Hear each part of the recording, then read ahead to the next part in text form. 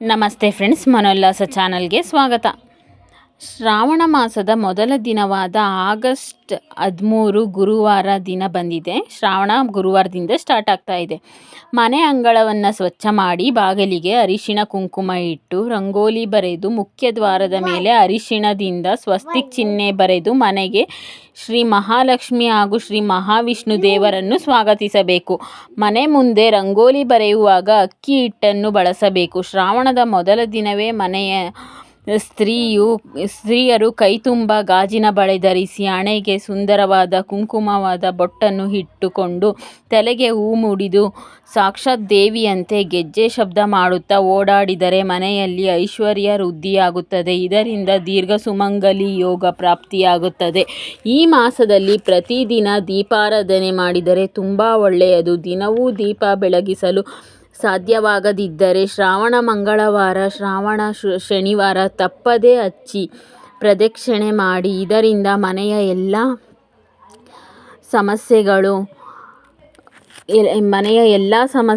ಸಮಸ್ಯೆಗಳು ದೂರವಾಗುತ್ತವೆ. ಶ್ರಾವಣ ಮಾಸದಲ್ಲಿ ಶ್ರೀ ಮಹಾಲಕ್ಷ್ಮೀ ದೇವಿಯು ಭೂಲೋಕ ಸಂಚಾರ ಮಾಡುತ್ತಾರೆ ಎಂಬ ನಂಬಿಕೆ ಇದೆ. ಆದ್ದರಿಂದ ಮನೆ ತುಂಬ ಅರಿಶಿಣದ ನೀರು ಚೆಲ್ಲಿ ಮನೆಯಲ್ಲಿ ಸಾಂಬ್ರಾಣಿ ಧೂಪ ಹಾಕಿ ಮನೆಯನ್ನು ಶುಚಿಯಾಗಿಟ್ಟುಕೊಂಡಿದ್ದರೆ ಸಾಕ್ಷಾತ್ ಮಹಾಲಕ್ಷ್ಮಿ ಮನೆಗೆ ಗೆಜ್ಜೆ ಶಬ್ದ ಮಾಡುತ್ತಾ ಮನೆಗೆ ಬರುತ್ತಾಳೆ. ಶ್ರಾವಣ ಮಾಸದ ಶುಕ್ರವಾರಗಳಂದು ಮಹಾಲಕ್ಷ್ಮೀ ದೇವಿಯನ್ನು ಪೂಜಿಸಿ ಮನೆಗೆ ಮುತ್ತೈದೆಯರನ್ನು ಮನೆಗೆ ಕರೆಯಿಸಿ ಅರಿಶಿಣ ಕುಂಕುಮ ಹೂವು ಬಳೆ ಕೊಟ್ಟು ಅವರ ಆಶೀರ್ವಾದ ಪಡೆದರೆ ನಿಮ್ಮ ಪೂಜೆಯ ಫಲ ಮತ್ತಷ್ಟು ದ್ವಿಗುಣವಾಗುತ್ತದೆ.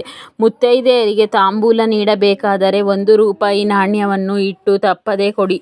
ಶ್ರಾವಣ ಶುಕ್ರವಾರಗಳಂದು ಖಚಿತವಾಗಿ ಮನೆಯಲ್ಲಿ ಹಾಲನ್ನು ಉಕ್ಕಿಸಬೇಕು. ಶ್ರಾವಣ ಶುಕ್ರವಾರದಲ್ಲಿ ಮನೆಯಲ್ಲಿ ಹಾಲು ಉಕ್ಕಿಸಿದರೆ ತೀರದ ಕಷ್ಟಗಳು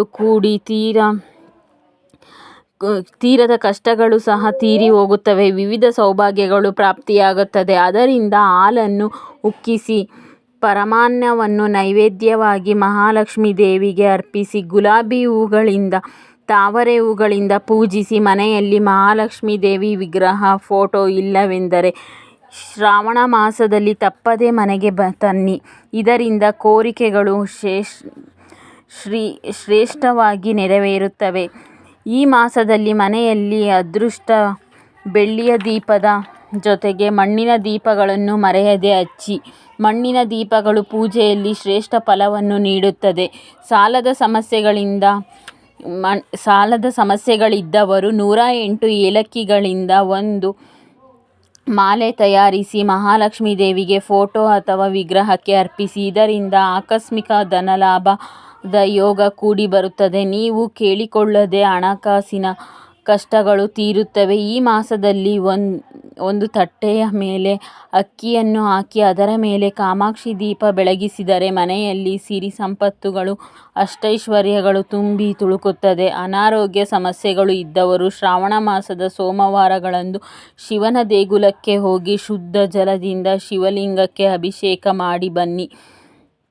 ಆರೋಗ್ಯ ವೃದ್ಧಿಯಾಗುತ್ತದೆ. ಕಠಿಣ ಕಂಟಕಗಳು ದೂರವಾಗುತ್ತದೆ. ಶ್ರಾವಣ ಮಾಸದಲ್ಲಿ ಹಣ ಉಳಿತಾಯ ಮಾಡುವ ಯಾವುದಾದರೂ ಯೋಜನೆಯನ್ನು ಪತಿ ಪತ್ನಿ ಇಬ್ಬರೂ ಸೇರಿ ಮಾಡಿ ದೇವರ ಕೋಣೆಯಲ್ಲಿ ಹಣ ಉಳಿತಾಯ ಮಾಡುವ ಡಬ್ಬಿಗೆ ಹಾಕುತ್ತಾ ಬನ್ನಿ. ಶ್ರಾವಣ ಮಾಸದಲ್ಲಿ ನಿಜವಾಗಲೂ ಇದನ್ನು ಸ್ಟಾರ್ಟ್ ಮಾಡಿ. ನಿಮ್ಮ ಹಣ ತುಂಬ ದುಪ್ಪಟ್ಟಾಗುತ್ತದೆ.